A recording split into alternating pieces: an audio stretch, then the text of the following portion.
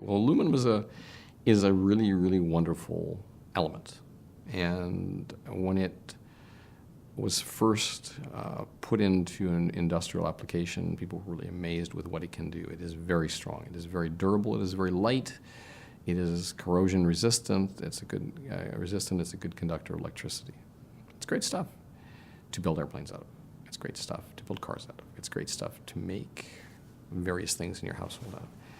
It's not a great thing to have in your body. And the reason for that is that aluminum has been selected out during the evolution of life on this planet, according to Chris Exley, who's probably the world's leading authority on aluminum in aluminum biochemistry. And what basically seems to have happened, aluminum was not bioavailable traditionally in the world's biota until really in the Industrial Revolution.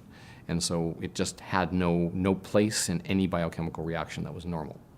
And where it does occur now, because we are increasingly surrounded by it, we live in what's called the age of aluminum, at least that's Chris Exley's term. It shows up in so many products. Again, it's great stuff to make airplanes and computers out of, but it shows up in our food.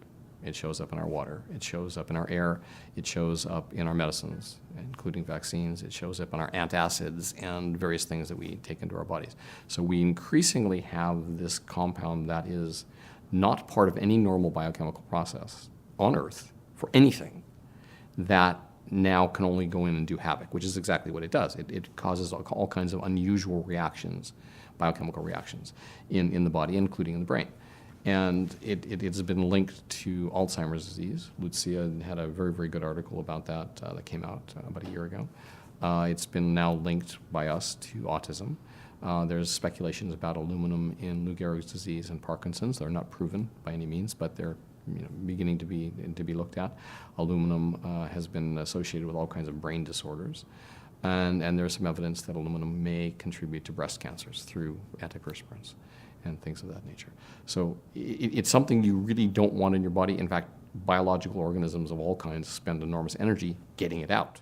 One of the arguments with the vaccine industry is that you eat more aluminum per day in your food than you will possibly inject. And that's true, but you have a different mechanism for excreting it. You basically excrete it through your kidneys. And you are very, very good at that, or most of us are very good at that, except at two ends of the age spectrum. Okay? The very, very young don't have very good kidney function because their kidneys are still developing. As you get older, your kidney function is less less good, and that's where you're beginning to potentially accumulate more aluminum because you can't excrete it. Okay? But through most of your life, you get rid of the vast bulk of whatever you're going to eat. It's simply gone. When you inject aluminum, it goes into a different compartment of your body. It doesn't come into that same mechanism of excretion. So, and of course it can't, because that's the whole idea of aluminum adjuvants. Aluminum adjuvants are meant to stick around and allow that antigen to be presented over and over and over and over again persistently. Otherwise, you wouldn't put an adjuvant in the first place. It can't be inert, because if it were inert, it couldn't do the things it does. It can't be excreted because, again, it couldn't provide that prolonged exposure of the antigen to your immune system. It simply goes against all logic to say that the aluminum is there and it can't do anything, because of course we know it does something, and that's why they put it in vaccines in the first place.